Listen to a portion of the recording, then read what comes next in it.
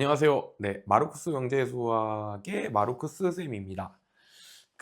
이번 영상은요, 네, 영상 진짜 오랜만에 찍는 것 같은데, 제가, 네, 이번 영상은 저희 학원의 영재고 대비 수업의 각 과정마다 어떤 수업을 하는지에 대해서 설명을 이제 하는 영상을, 네, 지금 찍고 있네요. 저희가 이제, 어, 영재고 과정을 총 6단계로 나눠서 진행을 하고 있어요, 수업을. 그래서 각 단계마다 이제 마지막 단계가 끝나면 영재학교 기출문제를 풀고, 그다음에 기출문제 수준의 이제 그런 문제들을 풀이하고 설명하고 뭐 이런 분석하고 요런 거를 이제 할 수 있게끔 순차적으로 쭉 이제 공부를 하는 과정을 이제 만들어 놨는데, 그게 이제 제가 이제 뭐 카페라든가 이런 데 가끔씩 이제 학원생 모집 글을 올리면은 부모님들께서 인제 보통 그러시잖아요. 중학교 뭐 2 학년, 3 학년 과정이에요. 고등학교 뭐 공통 수학 1 하고 있어요. 이러면 어떤 걸 하는지 딱 감이 오시는데, 이 영재고 과정이라는 영재고 이게 입시 과정이라는 게 학원들마다 가르치는 방식도 좀 다르고,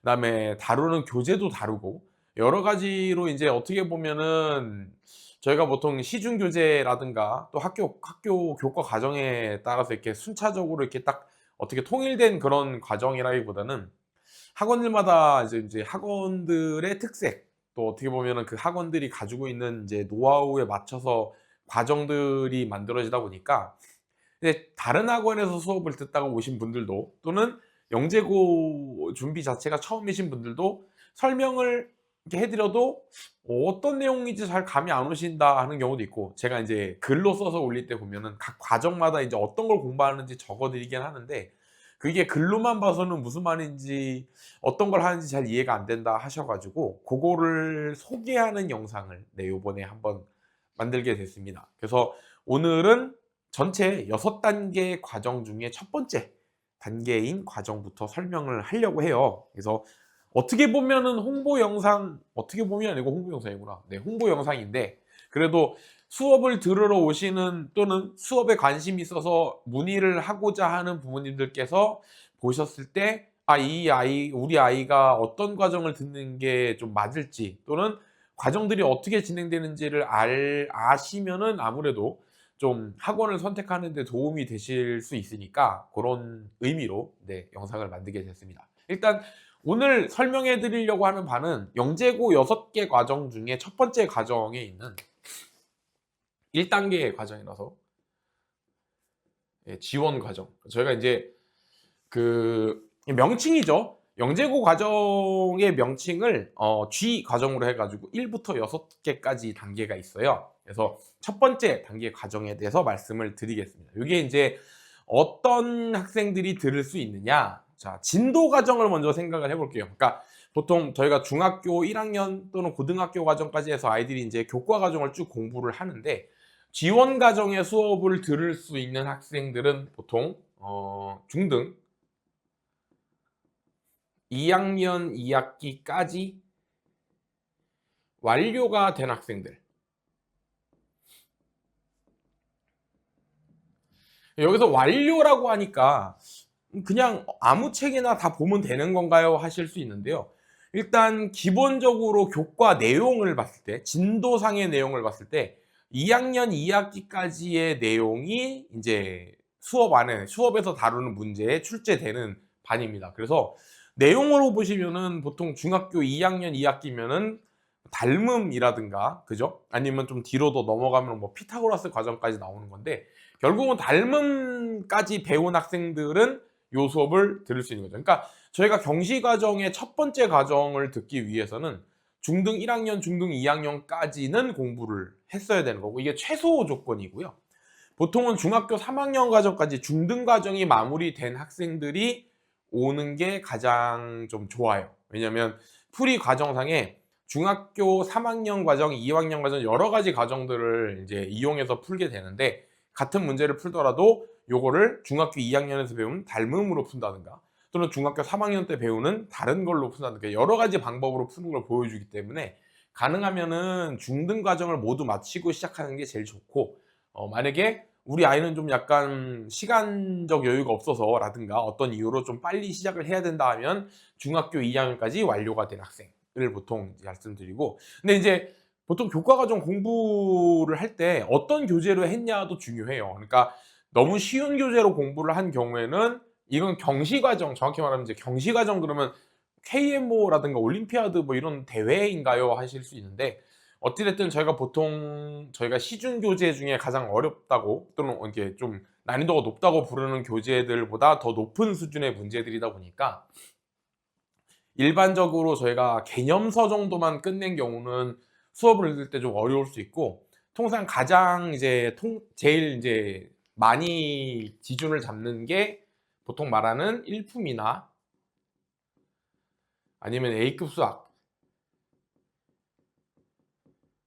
아니면 뭐 최상위 수학, 보통 요런 교재를 많이 쓰죠. 요 정도 교재로 공부를 한 경우를 말씀을 드립니다.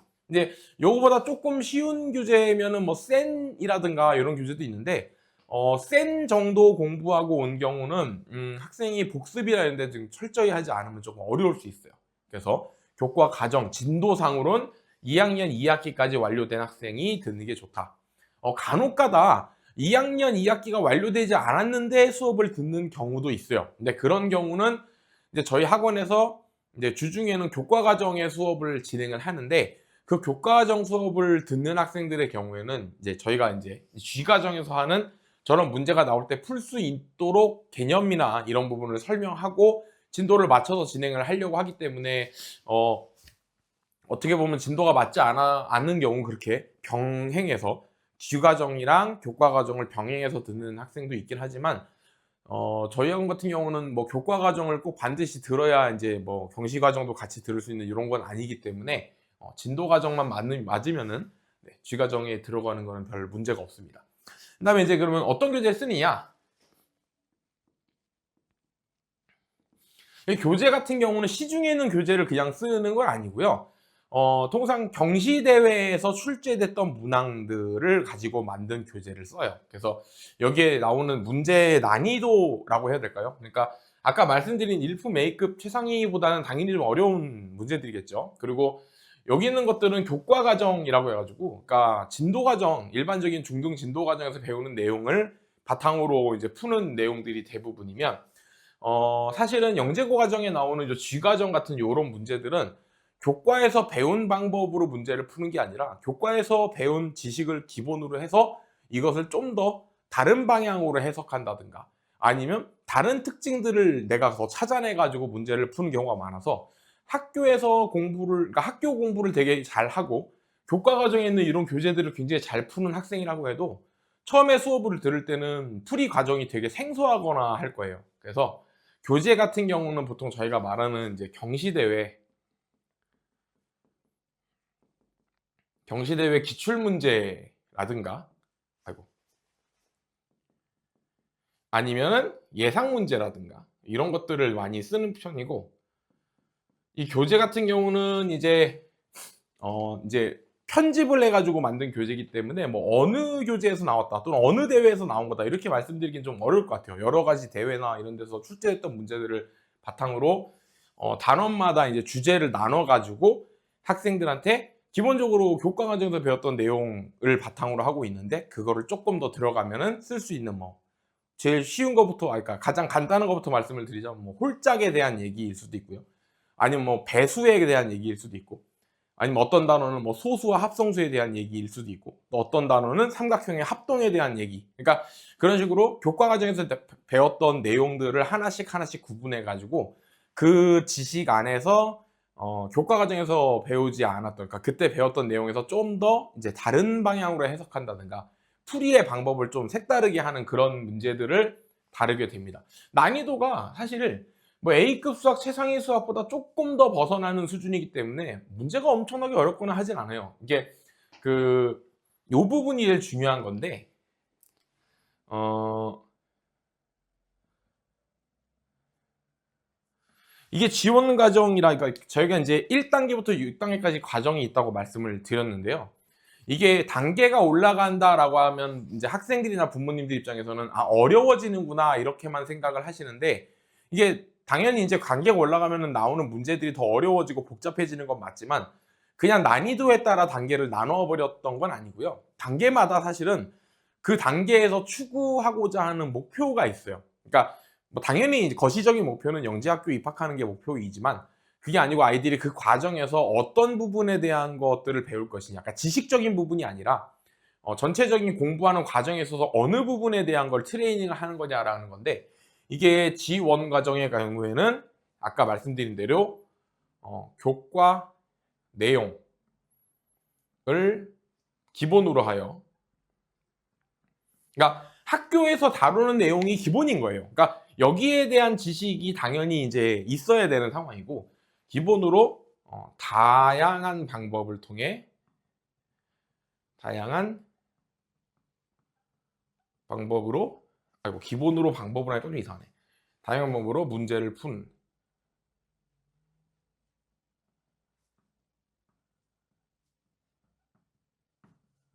자, 결국에는 이 지원 과정의 목적은 이거예요. 우리 아이가, 우리 학생이 영재고 공부를 하고, 그러니까 수학 과학을 좋아해서 영재고나 과학고를 가고 싶어요. 그래서 그런 공부를 시작해 볼까 해요라고 하셨을 때, 선생님 입장에서 가장 먼저 확인해야 될 것은, 이 친구가 영과고 공부, 그러니까 영재고 과학고 같은 그런 학교에서 공부하는 게 이 친구하고 성향이 맞나? 라는 거를 파악하는 게 일단 좀 필요해요.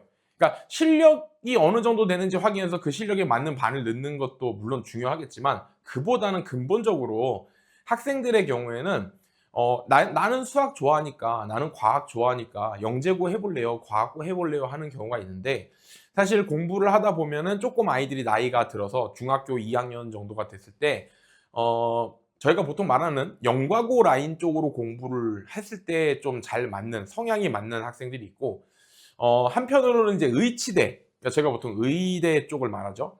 의과대학 쪽을 공부하면은 또 맞을 것 같은 친구도 있어요. 물론 의과대학 하면 이건 어떻게 보면 진로와 관련된 거지만, 이걸 조금 이제 어떻게 보면은 진로랑 연결하기보다는 학생의 학습 스타일 또는 성격과 관련된 건데, 어 영과고 쪽 공부가 맞는 친구들은 문제 하나를 풀 때도 좀 더 기발한 아이디어를 이용해서 문제를 쉽고 빠르게 그리고 효과적으로 푸는 거에서 즐거움을 느끼는 케이스예요.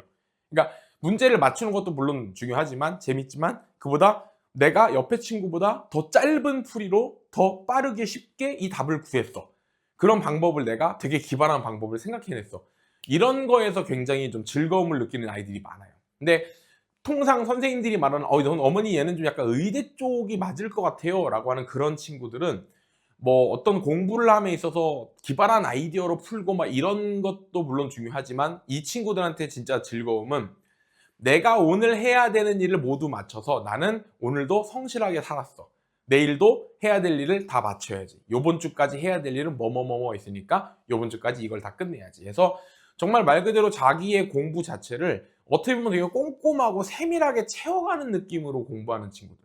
그러니까 스스로 공부하는 거에도 익숙하고, 자기가 무엇을 해야 되는지도 항상 고민도 하고, 그러면서 어려운 문제를 쉽게 풀고, 이런 어떤 재능이나 센스 관련된 그런 느낌보다는, 그냥 나는 매일매일 내가 해야 되는 공부들을 성실하게 차분하게 해 가지고 이거를 완벽하게, "엄마 나 문제집 이거 하나 다 푸는데 틀린 문제가 2개밖에 없어." 막 이런 느낌. 그러니까 이 친구들한테는 완성도 있게 일을 마무리하는 것이 즐거움인 친구들이 있어요.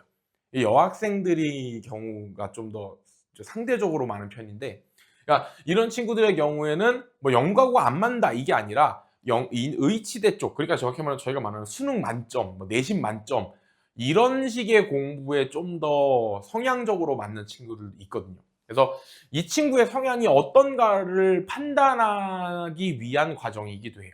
그래서 지원 과정에서는 교과 내용을 기본으로 하고 있는데, 이거를 좀 더 그동안 사용하지 않았던 다른 방법으로 문제를 푸는 데 한번 적용해 보는, 예를 들면 뭐 이런 느낌이죠. 저희가, 자 이렇게 여기 갑자기 학원에 망치가 나오죠. 망치가 있어요. 그죠? 학생들한테 망치를 주면서 이걸로 너가 할 수 있는 일이 뭐가 있을까? 그럼 보통 일반적인 학생들은 어떻게 생각을 하냐면 이걸로 뭐 못을 박는다든가, 그죠? 아니면 뭐 어떤 뭐 나무 토막이나 쇠 막대기 같은 걸 뭐 이렇게 구멍에 집어넣는다든가, 이렇게 요걸 쳐가지고 물리력을 행사하는 쪽으로 많이 생각을 하죠. 근데 영과고 쪽 공부를 하는데 익숙한 그런 공부가 좀 더 맞는 친구들은 이걸 가지고 할 수 있는 일을 네가 해봐 그랬을 때 이걸로 다양한 활동들을 생각을 해요. 이걸 갖다 놓고 여기에 막 찰흙을 붙여가지고 이걸 골격으로 사용해서 사람 모양을 만든다든가, 아니면 얘의 무게를 이용해 가지고 어떤 도미노나 아니면 그런 뭐 과학 도구 같은 걸 만들 때 이 무게를 뭐 떨어뜨려서 그 물리력을 이용해서 위치 에너지를 사용해서 어떤 물체를 움직이는 데 쓴다든가. 그러니까 저희가 알고 있는 망치가 가지고 있는 기본적인 기능 이외에도 망치라는 것이 가지고 있는 물리적 특성, 무게라든가 재질이라든가 또는 어떤 경도, 강도라든가 이런 거를 이용해서 다른 활동들을 하는데 익숙한 아이들, 그러니까 그런 아이들이 영재고 과학고 쪽 공부에 좀 더 맞지 않나. 그리고 이 망치를 주어졌을 때 이 친구는 이 망치를 사용함에 있어서 굉장히 익숙하고, 정확히 말하면 이제 망치를 망치의 용도로서 사용하는 데 있어서 굉장히 이제 완성도 있게 망치를 사용할 수 있는 그런 전문가스러운 그런 학생이면 이 친구는 좀 약간 의치대 쪽에 가까운 느낌. 그러니까 성향적으로 좀 그런 느낌으로 바라볼 수 있거든요. 그러니까 물론 선생님이 학생을 보고 이 친구는 영재고 같아요, 이 친구는 의치 같아요, 이거를 무조건적으로 신뢰할 수는 없는 부분이 있어요. 왜냐하면 학생들의 경우에는 나이가 들면서 성향이 바뀌는 경우도 있고, 그리고 성향적으로는 본인이 여기에 가까웠지만 본인의 기호는 이쪽일 수도 있거든요. 그래서 그런 것들이 다 종합적으로 고려가 돼야 되는데, 어찌됐든 선생님의 입장에선 이 친구의 성향이 어디에 가까운가를 먼저 보는 이유도 있죠. 그래서 기존에 일반적으로 배웠던 내용, 그리고 배운 내용을 바탕으로 푸는 일반적인 풀이 방법이 아니라 다른 풀이 방법을 한번 해봤을 때 그 친구가 어떻게 반응하는지, 그걸 굉장히 재밌어하고 되게 흥미있어하는 친구들도 있고, 한편으로는 그런 것들을 하나씩 배워가면서 그게 스트레스가 되는 친구들도 있어요. 선생님이 저번에 얘기했던 뭐 홀짝에 관련된 문제 중에 이런 것도 있는데 하면서 보여주면은, 일반적인 그냥 간단한 홀짝 문제가 아니라 홀짝이 가지고 있는 특징을 이용해서 되게 어려워 보이는 수식을 해결하는 경우도 있는데, 그런 걸 보여주면은 이런 걸 즐거워 재밌어하는 친구들은 막 그걸 재밌다고 막 필기를 하고, 그다음에 그거랑 유사한 문제가 나왔어요. 이거 저번에 그거랑 비슷한 것 같아요, 막 이렇게 보는데, 이런 본인이 뭔가 새로운 것들을 가지고 자꾸 응용하고 다른 걸 해보고 하는 거에 대해서 좀 거부감이 있는 친구들은 선생님 공부가 좀 어려워요 라고 하면서 본인은 좀 약간 즐거움보다는 이게 조금 부담스럽다라는 반응을 보이는 경우도 있거든요. 그래서 그런 걸 보면서 어느 정도 학생의 성향을 파악하는 단계이기도 합니다. 그래서 이 G1 과정하고 그 다음에 G2 과정까지는, G1 과정은 문제 난이도는 일품이나 A급 수학 최상위 수학보다 좀 더 어려운 수준이고, 단 풀이 방법 자체가 색다른 문제들을 다루는 반이다. G2로 넘어가게 되면요, 이제 색다른 방법으로 푸는데 문제가 어려워져요. 근데 어렵다고 해서 뭐 엄청 어려운 건 아니고 G1에서 다루는 것보다 한 단계 더 높은 단계의 문제들. 그러니까 G2 정도로 들어가게 되면 이제 학생의 느낌에서는 이거는 거의 이제 학교에서 배우는 문제랑은 좀 벗어나 있는 느낌의 문제들이 많이 나온다는 거죠. 그래서 그런 식으로 1, 2단계에서는 학생의 성향을 파악할 겸 이 친구들한테 너네가 앞으로 공부하게 될 내용들이 어떤 느낌의 문제들이고 우리가 어떻게 문제의 해결법을 바라볼 것이고 어떤 방법으로 접근할 거야 하는 것들을 한번 맛보기로 보여주는 단계예요. 그래서 이 단계가 굉장히 선생님들한테는 좀 중요하거든요. G1, G2가 왜 중요하냐면 요때 성향적으로 아이들이 영과고 쪽 공부하는 게 맞는지 성향에 대한 어떤 판단도 할 수 있고요. 두 번째는 학생들이 그러니까 본인이 그동안 하던 공부보다 난이도가 확 올라간 그런 문제를 받아들였을 때 어떻게 반응하는지를 볼 수도 있어요. 그러니까 어떤 친구들은 문제가 어렵고 힘들어도 이거를 시간을 들여서도 막 재밌게, 또는 뭐 재밌게까지는 아니더라도 자기가 막 그 어떤 목표 의식과 어떤 막 그런 의지를 가지고 그래도 내가 10문제 중에 3문제밖에 못 풀어도 나 3문제라도 풀어갈 거야, 이런 친구도 있는 반면, 어떻게 보면은 공부를 좀 하다가 포기를 하는 경우도 많아요.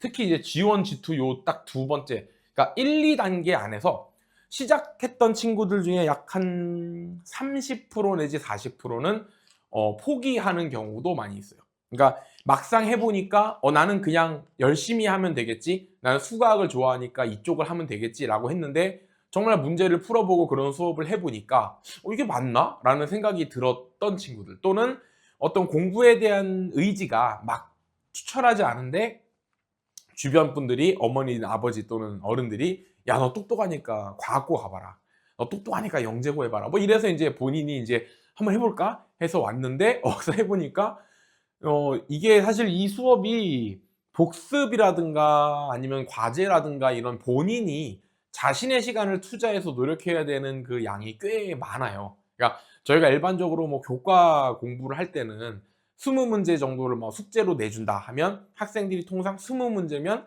뭐 길게 잡아야 뭐 1시간 반, 보통 1시간 안쪽으로 20문제를 풀겠죠. 근데 이렇게 하는 공부에 익숙했던 아이가 10문제를 딱 받아들였는데 그 10문제를 풀기 위해서 3-4시간이 필요하다고 하면은 자기가 그동안 생각했던 공부하고는 굉장히 느낌이 많이 다르겠죠. 그래서 그런 식의 공부를 받아들였을 때 이게 어떤 아이에게 흥미로 작용할 수 있는지 아니면 이게 스트레스로 작용하는 건지를 한번 판단하는 기준도 됩니다. 그래서 지원 과정은 부모님들이 이제 반문의를 하실 때 제일 이제 중요하게 생각하실 부분은 일단 진도 부분. 그러니까 진도 부분이 맞지 않으면 내용적인 부분을 이해하지 못하기 때문에 문제풀이라든가 수업에 좀 어려움이 있을 수 있어서 이 부분이 가장 중요하고요. 두 번째는 선생님, 우리 아이는 뭐 영재성 이런 거는 크게 없고 그냥 수학 좋아하는 앤데 얘 영재고 과학고 준비하는 게 맞나요? 이렇게 하시는 분들도 많으세요. 근데 저희가 통상 뭐 재능이 있냐 없냐는 아직 뭐 이제 뭐 초등학교 5-6학년 또는 중학교 1-2학년 친구들을 데려다 놓고 재능이 있냐 없냐를 따지는 건 글쎄요, 제가 생각하기에는 좀 이게 좀 어떻게 보면 너무 섣부른 판단 아닌가. 그러니까 왜냐면 저도 초등학교 5-6학년일 때 왔을 때는 어머니 아버지께서 우리 애는 뭐 그런 재능 이런 거 있는 애는 아닌데 그냥 수학을 좋아해요 해 가지고 시작하셨던 분들이, 아이가 인제 학원을 다니고 공부를 하다 보니까 얘도 인제, 이 친구도 인제 맨날 학교에서 배우는 내용들, 그죠? 이제 보통 선행학습이겠죠? 선행학습 같은 걸 할 때 잘했겠죠. 뭐 초등학교 4학년짜리가 막 중학교 1-2학년 걸 풀고 하니까 '우리 애가 수학을 잘하는데?' 이렇게 생각을 하셨을 거고, 이 친구도 본인이 느끼는 공부라는 거는 사실 나보다 나이가 좀 많은 형들이 배우는 내용들까지 공부를 하고 있는데 그렇게 어렵지 않았을 거예요. 그러니까 저희가 보통 말하는 저학년 친구들이 고학년 학생들의 문제를 풀 때 좀 똘똘하고 머리가 좋은 친구들이 그렇게 크게 어려움을 느끼지 않는 이유가, 어쨌든 고학년이 배우는 그 내용조차도 교과 과정이라는 것 자체가 통상적인 일반적인 학생이 시간과 노력을 들이면 누구나 할 수 있는 그 정도 수준의 문제들이기 때문에 이 친구들한테 그런 게 그렇게 어렵지 않거든요. 근데 인제 아무래도 경시 수준으로 문제가 올라가 버리면 그때는 인제 본인이 예전에 생각했던 문제 하나 풀 때 2-3 분이면 대부분 풀 수 있는 그런 느낌의 문제가 아니니까 자기 스스로도 뭔가 느끼는 게 확 다르죠. 그래서 고런 거를 가지고 '영재고 쪽 공부를 해 볼까?'를 판단하는 과정이고, 생각보다 '우리 애는 영재성 그렇게 없는데요.' 하셨다가도 나중에 인제 단계로 올라가면서 학생들 스스로 뭔가 본인이 일반적으로 배우는 것보다는 다른 걸 배운다는 어떤 프라이드라고 해야 되는 건가? 그런 게 생기다 보면은 자기가 '이 공부를 놓지 않고 해야 된다.'라는 욕심이 생겨요. 특히나 이쪽 공부를 하는 친구들은 좀 그런데, 근데 그러다 보면은 이 친구가 뭐 대단한 재능이 있거나 하지 않았어도 그냥 꾸준히 자기 시간을 투자하면서 항상 자기가 할 일들을 이제 하는 게 익숙해지다 보니까 이 학생의 어떤 역량이나 실력이 되게 높이까지 올라가는 경우가 대다수예요. 그러니까 저희 학원에 있는 학생들도 그렇게 많지는 않은데 학생들 중에서 제일 잘한다고 하는 친구도 제가 인제 그 친구랑 얘기할 때 그런 얘기하거든요. "야, 네가 영재는 아니잖아." 막 그러거든요. 물론 제가 봤을 때는 뭐 영재라는 거의 기준이 정확하게 어떻게 되는지까지 따질 건 아니지만 보통 말하는 천재 영재면은 누가 봐도 되게 선천적으로 뭐 지능이 높다든가 아니면 뭐 그런 식의 얘기들을 하는데, 제가 우리 아이들한테는 "너 영재 아니잖아."라고 얘기는 하지만 사실은 뭐 영재인지 뭔지는 몰라도 마지막 6단계 내지 5단계까지 올라가는 친구들 대부분은요, 그 어려운 과정을 놓지 않고 계속 노력을 한 거예요. 그러니까 저는 어린 친구들이 그 정도의 긴 과정을, 그것도 어려운 과정을 놓지 않고 끝까지 버티고 올라간 것만 해도 내가 훌륭하다고 생각하거든요. 저희 같은 경우는 과정이 끝났다고 해서 무조건 다음 과정으로 넘어가는 게 아니고요.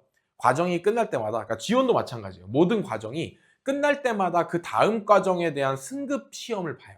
그래서 승급 시험 결과가 통과 가능한 점수가 나오면 승급이 되고, 승급 통과가 안 되면은 이제 그 과정을 다시 듣거나 그 과정과 동일한 수준의 다른 교재의 과정을 들어요. 그래서 결국은 학생이 시간과 노력을 들여서 자기 실력을 가꾸지 못하면은 계속해서 이렇게 승급이 안 되다가 결국은 영재고 과학고 입학 시기까지 공부를 할 수가 없게 돼서, 그러니까 시기는 얼마 안 남았는데 이 친구가 남은 단계가 너무 많고 해야 될 공부가 많아서 그때 포기되는 경우도 많거든요. 그러니까 제가 친구들한테 항상 하는 말이, 본인이 막 되게 잘해야 된다고 막 그렇게 압박감 가지고 하지 말고 그냥 내가 지금 하는 것들을 꾸준히 열심히 해서 놓치지 않고 다 하겠다라는 생각으로 그냥 단계를 꾸준히 올라가 주면 어느덧 자기 실력이 굉장히 높은 수준까지 올라가 있다, 이렇게 말을 하거든요.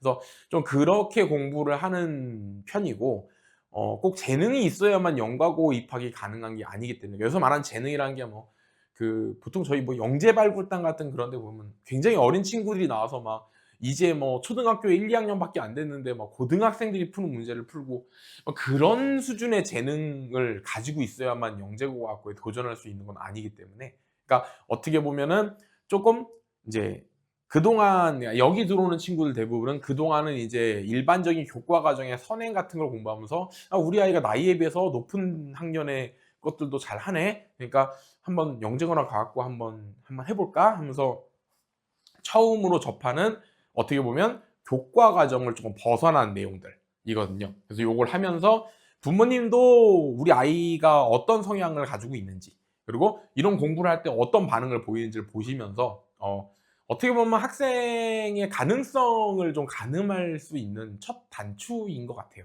그러니까 선생님들도 아무래도 보면은 어려운 문제들인데도 그거를 막 되게 열심히 해결하려고 하는 친구들도 있고 반응이 시큰둥한 경우도 있거든요. 그러면 이제 선생님도 표현은 안 하지만 속으로는 그런 생각을 하죠. '아 쟤는 끝까지 저렇게 하는 거 보면 끝까지 갈 것 같다. 뭐 되든 안 되든 마지막 단계까지 갈 수 있지 않나?' 그러면 저희는 그렇거든요. "너가 영재고를 못 가더라도, 영재고를 못 들어가게 되더라도 그 마지막 단계까지 오는 동안 그 많은 시간과 노력을 투자한 그 공부를 그렇게 했다는 거잖아요. 공부 자체가 지식으로서 이 친구에게 도움이 될 수도 있는 거고, 그게 아니라 그냥 자기의 하루하루의 삶이 다른 친구들보다 항상 뭔가를 하나 더 배워야 되고 뭔가 하나 더 내가 더 이루어야 되고 그런 거에 익숙한 삶을 살아온 거죠, 어린 나이에. 그러면 아무래도 나이가 들었을 때 본인이 하고 싶은 일이 생기면 그거를 이제 추진해 나가는 힘이 더 다른 친구들보다 더 강하지 않겠나, 좀 그런 느낌으로 바라볼 수 있을 것 같아요. 그래서 지원 과정은 이렇게 과정이라든가, 그러니까 진도라든가 과정 어떤 걸 배우는지 이렇게 말씀을 드렸고, 그다음에 이제 요 과정이 끝나면 2단계, 3단계로 올라가서 저희가 통상 이제 아직 지원 과정 설명이지만 마지막까지 가면은 보통 영재학교 기출문제, 그러니까 영재고 2차 지필고사를 볼 때까지 준비하는 과정이 보통 5단계나 6단계, 여기가 이제 영재고 기출문제도 풀고 모의고사도 보고 하는 과정이에요. 그래서 한 개 과정당 보통 한 4달 정도가 걸리는데 학생들 진도 상황에 따라 조금씩 편차는 있을 수 있어요. 4달 만에 끝나는 경우도 있고 3달 반 만에 끝나는 경우도 있고 뭐 4달 좀 넘어가는 경우도 있는데, 그래서 총 6단계까지 하는데 빨리 가면, 그러니까 한 번도 스테이 걸리지 않고 쭉 승급해서 올라가는 경우는 24개월 정도, 4달 정도를 한 단계로 보고요. 근데 이제 사실은 5, 6단계의 경우에는 이제 4달 만에 못 올라가는 경우가 많아요. 여기는 내용도 어렵고 하기 때문에. 그래서 24개월 내지 뭐 길면은 30개월까지 생각을 하기 때문에 보통 첫 단계를 시작하는 나이대가 중학교 1학년 정도에는 시작하는 편이고, 그다음에 각 과정별로 저희가 이제 뭐 이렇게 학생들 나이, 그러니까 학년에 따라 구분한 게 아니라 과정에 따라 구분하기 때문에 같은 반에 나이가 다른 친구들도 있을 수 있다는 거, 뭐 그렇게 알고 계시면 좋을 것 같아요. 그리고 이제 요거는 뭐 지원 과정에 국한된 얘기는 아니지만 반 수업 특징을 좀 말씀을 드리면, 첫 번째, 일단 수업 방식이 어떻게 진행이 되냐면요, 학생들이 다음 시간에 풀어오기로 돼 있는, 그러니까 저희가 수업이 딱 끝나면 학생들한테 자 다음 시간에는 뭐 몇 페이지에서 몇 페이지까지의 문제를 풀이를 진행을 할 거니까 집에서 거기까지 자 풀어 오세요 라고 이제 숙제를 냅니다. 그러면 여기 와 가지고 처음에 시작하는 거는 약 이제 뭐 시간 좀 다를 수 있는데 30분 내지 뭐 한 40분 정도를 복습 테스트를 먼저 봅니다. 이 복습 테스트는 바로 전 시간에 배웠던 내용들을 바탕으로 문제를 다시 풀어보는 거예요. 그래서 대부분 문제들이 풀이 방법이 기존의 이제 일반적인 교과 과정에서 배웠던 풀이 방법이랑 다른 문제들이다 보니까 복습을 철저하게 하지 않으면은 복습 테스트 점수가 당연히 잘 안 나오겠죠. 근데 학생들도 부모님도 조금 그러니까 착각이라기보다는 지금 잘못 알고 계신 것 중에 하나가 뭐냐면 영재고 과학고 공부 이래 버리니까 막 공부를 열심히 하면 우리 아이의 영재성이 수학적 영재성이 막 과학적 영재성이 뛰어나져서 실력이 좋아지고 뭐 머리가 좋아져서 어려운 문제를 풀 수 있는 그런 어떤 능력이 생기겠지 이렇게 생각을 하시는데 그런 메커니즘은 아닌 것 같아요. 그러니까 어떤 방식이냐면 그러니까 다른 학원들은 어떤지 모르겠지만 저 같은 경우는 복습을 굉장히 중요시하는데 일반적으로 부모님들이 복습이라 그러면 학교에서 배우는 뭐 국어, 영어, 수학, 과학 뭐 요런 과목들 학교에서 배운 내용 집에 와서 복습하는 걸로 생각하실 거예요. 왜냐면 그걸 복습을 잘 해야 중간고사 때 시험을 잘 볼 수 있으니까. 그러면 이건 어떻게 보면은 복습이라고 하는 게 중간고사, 기말고사 같은 지필고사에서 그 문제들이 나오니까 그 내신 성적 잘 받으려면 당연히 복습해야지. 나중에 시험 공부도 해야 되는데 하면서 하는 복습이잖아요.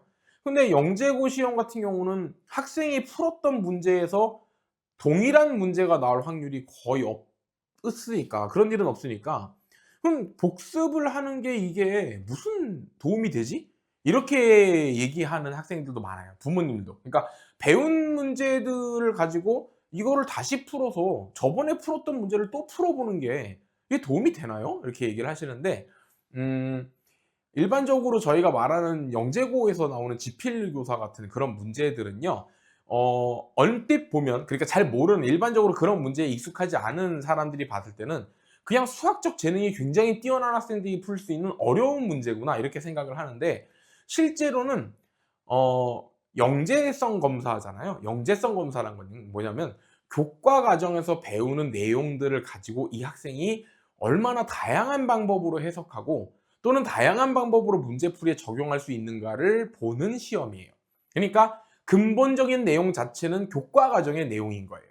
그죠? 근데 일반적인 학생들이나 일반적인 사람들은 그냥 교과 내용의 그런 지식을 가지고 그 영재고에서 출제하는 문제를 풀 수 있는 방식의 그런 어떤 가공? 내가 알고 있는 지식을 다르게 해석하고 그것들을 다른 방법으로 적용하고 이런 게 쉽지 않거든요. 근데 영재들은 천재들은 그게 쉽게 되죠. 그 정도로 이제 머리 회전이 빠른 친구이기 때문에. 근데 저희가 추구하는 거는 그러면 이제 일반적으로 그냥 성실하고 열심히 공부를 하는 그러니까 엄청나게 막 머리 회전이 좋진 않더라도 이 친구들한테 본인이 풀어봤던 문제들을 계속 다시 풀고 연습해서 내가 한 번 배웠던 지식들은 잊어버리지 않고 다 머릿속에 담아둘 수 있게 만들어 주는 거예요. 그러면 본인이 나중에 영재고나 이런 시험을 보러 갔을 때 그때 받은 문제는 내가 평소에 공부했던 문제랑은 다른 문제가 나오겠죠. 똑같은 문제가 나올 리가 없거든요. 근데 그 문제 속에 들어있는 조건이나 또는 그 문제에서 물어보는 내용이 예전에 본인이 풀어봤던 문제와 유사성을 띠고 있다든가 아니면 도형이 그 영재고 시험에 나온 도형이 예전에 내가 봤던 어떤 문제의 도형과 똑같은 특징을 가지고 있어. 정삼각형인데 뭐 한 변 위에 몇 대 몇의 점을 잡았다. 뭐 이렇게 나오면 예전에도 그 몇 대 몇 이 동일한 내가 도형을 본 적이 있는데 또는 몇 대 몇 잡으면 이런 특징인 도형이 파생돼 나오던데 라는 기억을 가지고 그 문제를 좀 더 쉽게 접근할 수 있는 거죠. 그런 식으로 공부를 시키기 때문에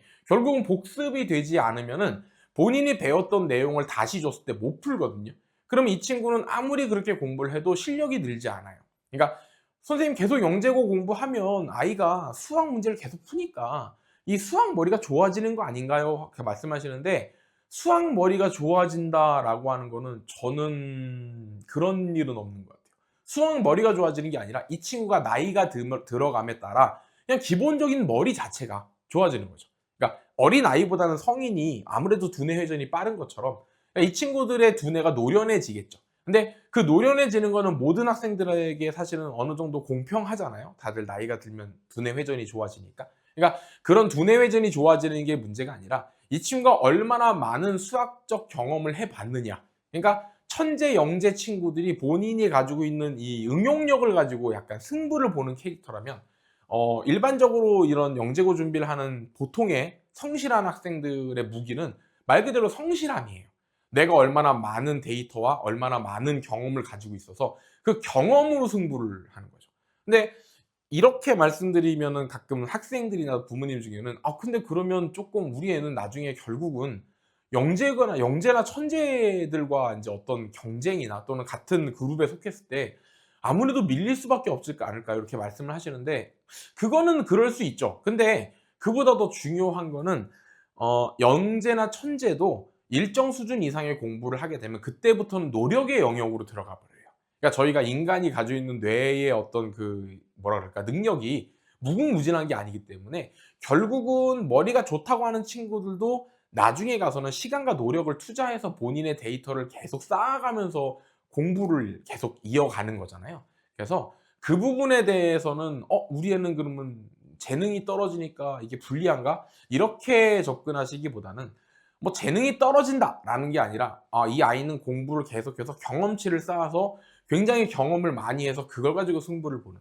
저희가 보통 뭐 비교를 하자면 저희 올림픽에서 양궁 할 때 보면 그 양궁 선수들이 뭐 어려서부터 양궁 재능이 있었고 막 어린 나이 친구들이 막 13살 때 나와서 막 그 프로에서 보면 그 TV 프로에서 막 양궁을 쏘면 막 10 점을 맞추고 물론 이제 일반인들이 보기엔 '어우 어린애가 진짜 양궁에 재능이 있네.' 이렇게 말씀하실 수 있지만 실제로 그 친구들 가르치는 코치님이나 감독님들 말씀 들어보면 그 어린 친구들이 막 양궁 막 연습장을 비 오는 날에 바람 부는 날에도 가서 막 쏘고 한다고 하죠. 이게 굳은 살이 박일 정도로 그렇게 양궁을 하는데 그러니까 결국은 말 그대로 집중력이나 개인이 가지고 있는 집중력이라든가 시력이라든가 이런 어떤 스펙의 차이는 있을 수 있지만 결국은 그건 다 시간과 노력으로 거기까지 도달해 온 거거든요, 그 어린아이들도.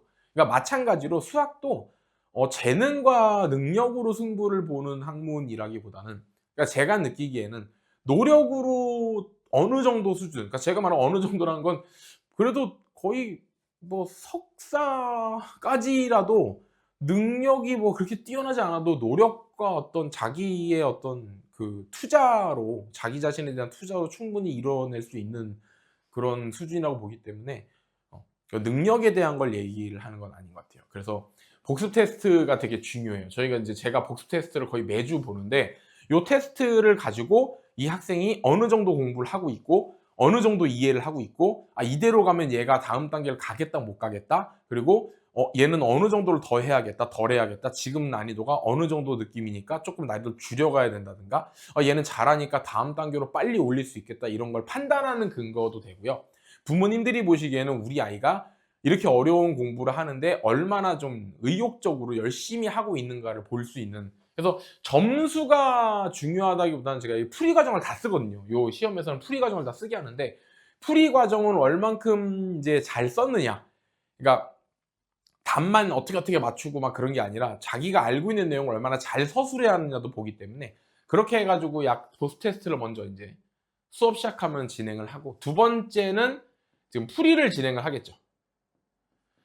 자 풀이 진행이라는 거는 아까 말씀드린 대로 전 시간에 수업 끝날 때 "다음 시간에 몇 페이지에서 몇 페이지까지 문제풀이 들어갈 테니까 풀어 오세요." 이렇게 하면은 학생들이 인제 본인이 1 주일 정도 그다음 수업 때까지 공부를 해 가지고 문제 풀어서 오면은 그때부터 풀이를 진행을 하죠. 여기서 중요한 게 저희는 그래서 뭘 안 하냐면은 학원에 와 가지고 학원에서 문제 안 풀어요.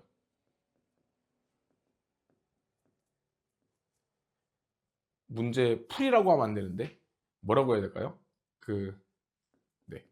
그러니까 보통 학원에 오면 자습하는 것처럼 아이가 앉아서 막 문제를 혼자 풀 때가 있잖아요. 그러니까 그런 시간이 없다고 보시면 돼요.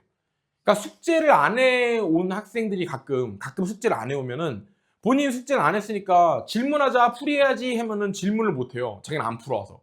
그럼 그때부터만 인제 문제를 풀고 있거든요. 이게 문제가 뭐냐면 저희는 학원에 와 가지고 아이가 문제를 풀고 있는 시간을 되게 아깝다고 생각을 해요. 그 시간이면 그 문제를 푸는 거는 본인이 혼자 할 수 있는 거기 때문에 그거는 집에서, 그러니까 가정에서나 아니면 뭐 도서관을 가서든 스스로 공부를 해서 문제를 풀어오는 거고, 풀이를 할 때는 질문을, 여기 다 질문을 하는 거예요. 그러니까 문제를 푸는데 본인이 푼 방법이 맞는지, 답이 맞는지, 또는 답은 맞았는데 이 풀이가 좋은 풀인지, 또는 이렇게 풀면 안 되는지, 뭐 이런 것들을 물어보는 거고, 저도 이제 이 풀이를 할 때 저 혼자 문제를 쭉쭉 푸는 게 아니라 학생들한테 물어봐요.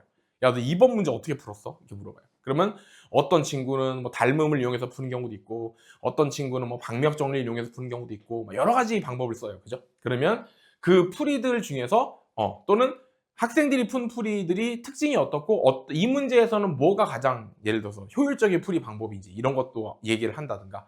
그러니까 학생이 말을 많이 해야 되는 구조예요.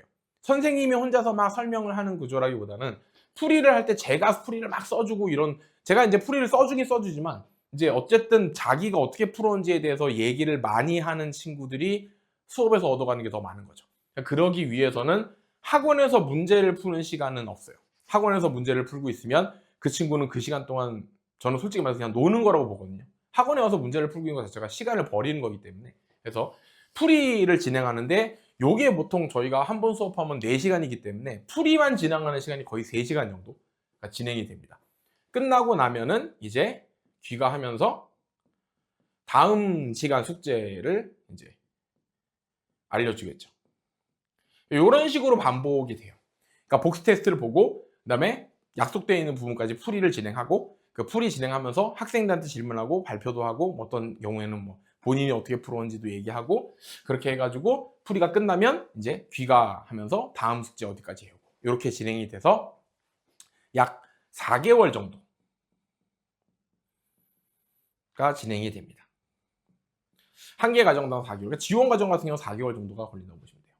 그래서 이렇게 수업이 좀 진행이 되고, 저희가 이제 이 과정 시간표 같은 경우는 이게 저희가 분기마다 시간표가 계속 바뀌거든요. 왜냐면 요번 분기에, 그러니까 저희가 분기금은 보통 이제 한 뭐 4개월 정도를 잡는데, 그러니까 요번 분기에 아이들이 뭐 이제 문제를 푼다 했을 때 이 친구들이 이제 다음 분기가 되면 예를 들어 지원 과정이 끝나면 G2로 넘어가겠죠.